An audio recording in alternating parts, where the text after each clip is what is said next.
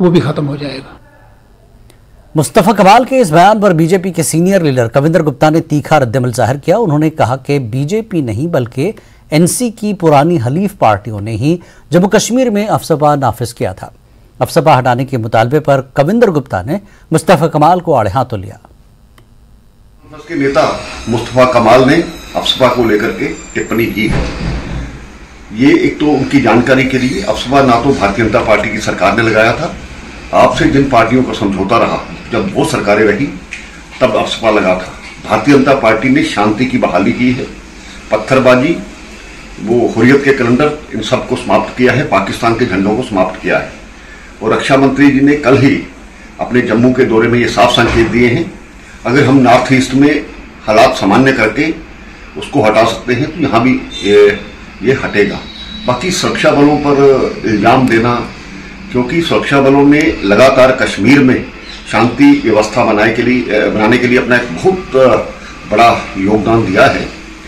और CRPF, BSF या दूसरी जो हमारी सिक्योरिटी फोर्सेस हैं उन पर इस प्रकार से टिप्पणी करना गलत है। बीजेवाईएम के कौमी सदर तेजस्वी सूर्या जम्मू के दौरे पर हैं। उन्होंने मुख्तलिफ प्रोग्रामों में शिरकत की। तेजस्वी सूर्या ने बहुत से मसाइल पर इजहार ख्याल किया। उन्होंने कहा कि पीएम मोदी की क़यादत में जम्मू कश्मीर के हालात बदल गए हैं। उन्होंने कहा कि मोदी हुकूमत के 9 सालों के दौरान जम्मू कश्मीर में रिकॉर्ड तरक्की हुई है।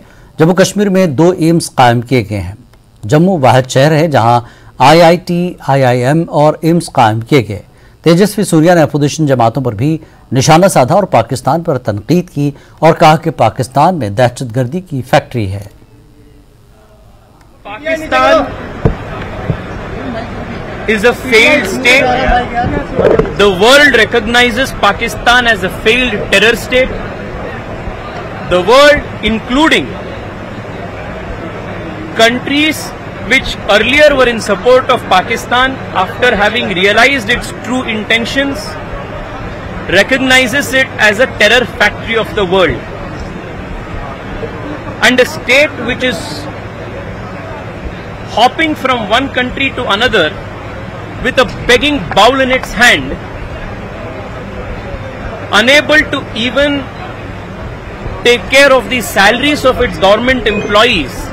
पटना में हुई बैठक एक ऑपोजिशन के कोalition से ज्यादा बेरोजगारी पॉलिटिकल परिवारों के एक सम्मेलन थे।